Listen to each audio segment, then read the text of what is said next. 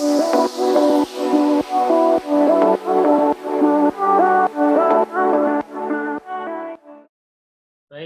Assalamualaikum warahmatullahi wabarakatuh. Terima kasih atas kesempatannya. Perkenalkan, kami dari kelompok SDMB. Di sini kami akan mempresentasikan mengenai Ensiklopedia Britania. Sebelumnya kami akan memperkenalkan diri terlebih dahulu. Nah, perkenalkan, nama saya Muhammad Naufal Firdaus dengan NIM 2018 310404 dan rekan saya. Baik, terima kasih atas kesempatannya. Nama saya Dwi Alma Widawati, NIM 2018 310442. Selanjutnya akan dilanjutkan rekan saya. Baik, terima kasih atas kesempatannya. Perkenalkan, nama saya Siti Solihatun dengan NIM 2018 310 508. Selanjutnya ada rekan saya. Terima kasih atas kesempatannya. Nama saya Roro Arumdir Syafira dengan NIM 2018 310 509. Selanjutnya kembali ke rekan saya.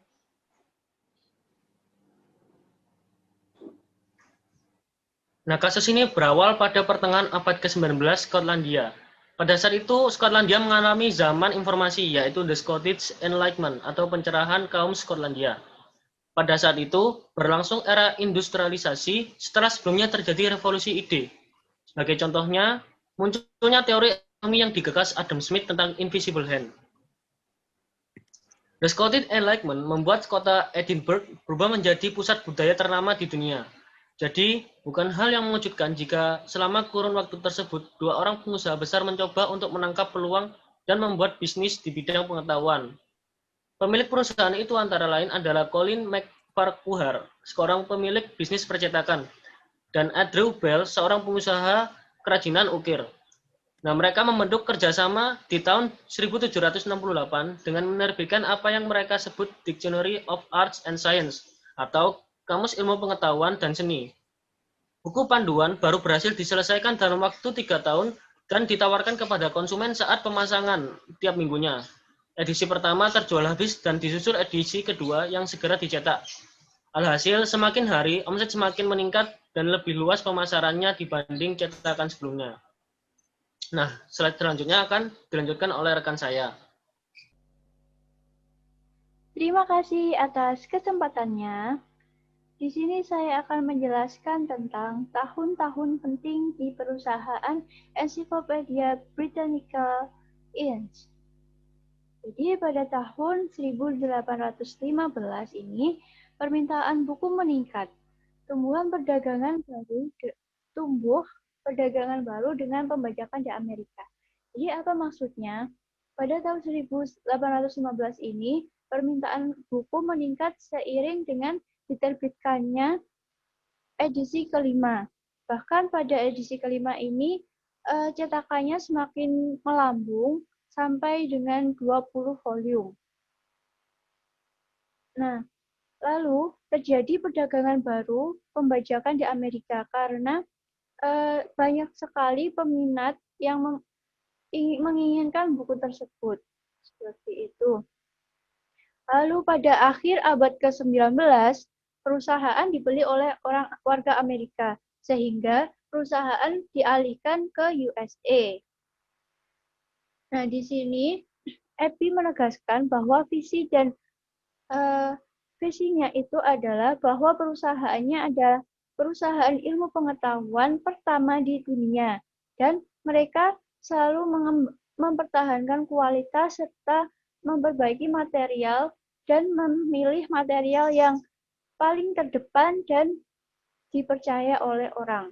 Sehingga merek EBI ini sangat terkenal di mata masyarakat. Lalu pada tahun 1981, perusahaan menawarkan produk versi elektronik atau digital. Karena pada masa ini, era elektronik itu sangat berkembang, sehingga EBI menciptakan produknya menjadi sebuah perangkat CD-ROM, di mana EBI ini membanggakan dirinya karena CD-ROM sangat melambung omsetnya akibat permintaan dari pelanggan. Seperti itu. Nah, dari pelanggan ini seperti memiliki sistem mouth to mouth atau mulut ke mulut. Jadi mereka dari pintu ke pintu menawarkan produknya agar bisa berinvestasi ke perusahaan EBI ini, sehingga omset EBI melonjak pada saat itu. Seperti itu. Dan yang membuat menarik juga, EBI ini memiliki logo atau cap stempel yang dimana orang tua sangat percaya kalau mereka memiliki brand EBI, berarti mereka dapat memberikan anak-anaknya sebuah ilmu pengetahuan yang berkualitas. Jadi brand EBI ini sudah sangat terkenal di mata masyarakat. Yang terakhir pada tahun 1990, pendapatan mengalami kenaikan hingga $650 dan 32 perangkat produk lainnya menjadi standar ensiklopedia di seluruh dunia. Nah, jadi EBI ini sudah wujudkan visinya bahwa ensiklopedia yang dia miliki adalah ilmu pengetahuan yang pertama, media ilmu pengetahuan pertama di seluruh dunia. Seperti itu, terima kasih dari saya. Sekian, selanjutnya akan dilanjutkan oleh rekan saya. Terima kasih.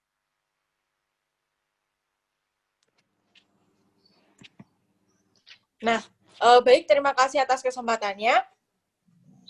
Saya di sini akan menjelaskan mengenai penyelesaian kasus 2/1 yang sudah dijelaskan oleh rekan saya tadi. Nah, yang pertama itu mengenai strategi dan taktik EBI pada tahun 1990. Pada tahun 1990, menggunakan strategi unit bisnis. Strategi unit bisnis yang dijalankan dengan cara membuat dan mempertahankan keunggulan kompetitif di setiap industri. Seperti yang kita ketahui, pada misi dari EBI menjadi premier menjadi sumber pengetahuan. Jadi, EBI melakukan segala cara untuk memperluas pasar. Kita bisa melihat dari taktik yang EBI gunakan. Mereka memasarkan dari pintu ke pintu, berbicara kepada orang-orang dan seluruh keluarga, membujuk mereka untuk berinvestasi di Ensiklopedia Britannica yang merupakan gudang seluruh ilmu pengetahuan. Ini adalah cara yang sukses untuk membuat banyak orang tua yang percaya bahwa jika anak-anak mereka menggunakan buku ini, ia akan memberikan banyak keuntungan. Nah, dari sini, EBI memiliki keunggulan kompetitif. Selain itu, EBI selalu mencoba untuk membuat hal yang baru seperti memasuki era digital baru dan melanjutkan dengan era elektronik. Kemudian, model bisnis perusahaan EBI yang berhasil lebih dari 200 tahun, itu memiliki keunggulan kompetitif, sehingga mereka dapat mempertahankan dengan baik apa yang telah menerima. Dengan demikian, EBI selalu membuat inovasi baru. Yang pertama, EBI memperkerjakan beberapa ilmuwan dan peneliti terkenal. Dan ini akan membuat EBI terpercaya dan otoritatif seperti perwakilan merek mereka. Yang kedua, EBI mencoba untuk memasuki era digital yang ketika itu perusahaan ini menawarkan produk versi elektronik atau digital kepada semua pengguna bisnis elektronik. Nah, untuk melakukan kerjasama pelayanan perbaikan informasi dari MIT Data Sentral atau Pusat Penyediaan Data. Kemudian yang ketiga, perusahaan memasuki era elektronik. Saat itu perusahaan menerbitkan ensiklopedia Thomson dalam bentuk CD. Bahkan mereka memasarkan dari pintu ke pintu, berbicara kepada orang-orang dan seluruh keluarga. Nah, ini juga bisa disebut sebagai promosi dari mulut ke mulut ya. Kemudian, berusaha untuk mempengaruhi atau mengajak agar mau menanamkan investasi ke Ensiklopedia Britannica yang merupakan gudang seluruh ilmu pengetahuan. Nah, dalam strategi ini, EBI telah memiliki target yang jelas, sehingga mereka dapat lebih fokus untuk mencapai target yang mereka inginkan. Kemudian, kerentanan model di awal tahun 1990. Pada awal tahun 1990-an, perangkat lunak raksasa Microsoft memutuskan untuk memasuki pasar bebas. Microsoft berlisensi bahan dari Funk dan ensiklopedia Wagner yang dijual setnya di supermarket. Menambahkan beberapa konten domain publik dan dirilis pada CD-ROM pada tahun 1993. Sedangkan pada saat itu Abby masih dalam usia yang masih muda dan baru berkembang. Bahkan Abby masih mempromosikan produk mereka serta masih mencari-cari investor yang berinvestasi pada Abby. Dan pada keadaan tersebut itu sangat rentan sekali. Karena jika Abby tidak membuat terobosan baru pada produknya, maka Microsoft akan mengambil alih pasar mereka sebagai sumber pengetahuan. Nah, kemudian terdapat beberapa langkah Abby menanggapi pergerakan Microsoft dengan menganalisis 5 kekuatan. Yang pertama yaitu intensitas persaingan di antara para pesaing yang ada. Yang kedua, daya tawar pelanggan. Ketiga, daya tawar pemasok. Keempat, ancaman dari barang substitusi. Dan yang kelima, ancaman pendatang baru yang masuk industri. Nah, melalui analisis industri Abby dapat mengidentifikasikan kesempatan dan ancaman dalam lingkungan eksternal. Kemudian, Abby harus berpikir tentang inovasi lagi dengan cara merespon terhadap kesempatan dalam lingkungan eksternal dan mengembangkan keunggulan kompetitif yang berkesinambungan, yaitu dengan menggunakan cara generik, seperti biaya rendah dan diferensiasi. Dengan melakukan hal tersebut, maka pasar mereka masih dapat dicapai dan tidak direbut oleh Microsoft. Dan kemudian ini adalah beberapa rekomendasi kontrol sistem kepada Abby. Yang pertama yaitu adanya pelacak atau detektor. Nah, pelacak atau detektor ini adalah suatu perangkat yang mengukur apa yang sebenarnya terjadi dalam proses yang sedang dikendalikan. Kemudian yang kedua yaitu ada penilai atau asesor. Apa sih itu? Yaitu sesuatu perangkat yang menentukan signifikasi dari peristiwa aktual dengan cara membandingkannya dengan beberapa standar atau ekspektasi dari apa yang seharusnya terjadi. Kemudian yang ketiga itu adanya efektor. Efektor itu suatu perangkat yang sering disebut atau umpan balik yang mengubah perilaku jika asesor menunjukkan kebutuhan untuk melakukannya. Kemudian yang keempat yaitu adanya jaringan komunikasi. Nah, jaringan komunikasi ini sendiri perangkat yang menurunkan informasi antara detektor dan asesor dengan jaringan komunikasi dan antara asesor dengan efektor. Nah, jadi Abby itu harus memiliki setidaknya 4 elemen untuk memahami potensi mengubah model bisnisnya. Sekian presentasi dari saya. Selanjutnya akan dilanjutkan oleh rekan saya. Terima kasih. Berlangsung pada tahun 1993. Abby menanggapi Microsoft pada tahun Kasus berlangsung pada 1993. Abby menanggapi Microsoft dengan menjual unit Compton seharga $57, lalu menerbitkan sebuah teks Abby dalam set 2 CD dan menawarkan 3 tahun. Dua stasiun kerja untuk unit bisnis seharga $2.100 per tahun.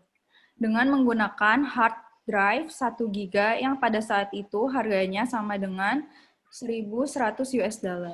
Ketiga, tidak membuat perubahan pada pasar konsumen. Lalu pada tahun 1993, Enserta masih menjadi ensiklopedia terlaris. Namun ketika penjualan Abby jatuh, ensiklopedia nampaknya mempunyai ancaman khusus. Sebagai tanggapan, tahun berikutnya Abby menciptakan CD-ROM Abby untuk pasar konsumen.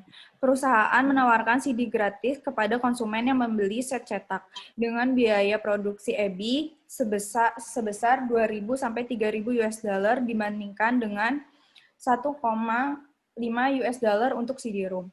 Namun perusahaan ini mengenakan biaya 995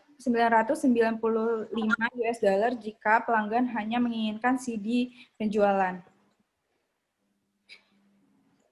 Setiap tahun penjualan terus merosot karena adanya percepatan internet.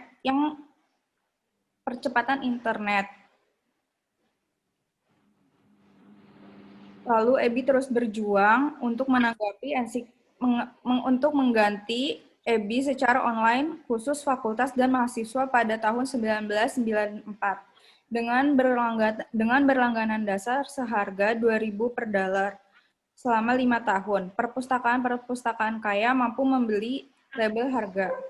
Namun tetap saja mereka lebih memilih menggunakan CD Microsoft yang lebih murah. Selanjutnya ada penyelesaiannya.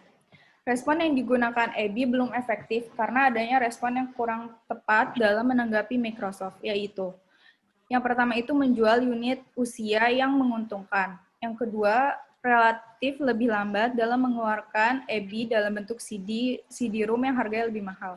Ketiga, tidak membuat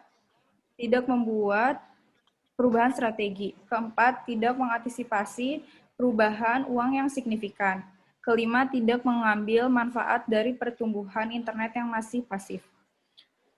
Lalu ada penyelesaian yang kedua itu strategi yang dilakukan Jacob Safra, yang itu pertama mengurangi biaya berlangganan, yang kedua merubah harga paket, yang ketiga penetapan harga berdasarkan waktu, yang keempat membuat sebuah situs penawaran mesin pencarian yang selektif, yang kelima menargetkan situs web berkualitas tinggi. Lalu ada saran sistem kontrol EBI. EBI harus memperhatikan analisis volume change untuk menganalisa pendapatan biaya dan aset setiap tahunnya dalam kegiatan yang ada. Selanjutnya akan saya kembalikan ke rekan saya. Nah, itulah presentasi dari kelompok kami. Kurang lebihnya mohon maaf. Saya tutup. Wassalamualaikum warahmatullahi wabarakatuh. Waalaikumsalam warahmatullahi wabarakatuh.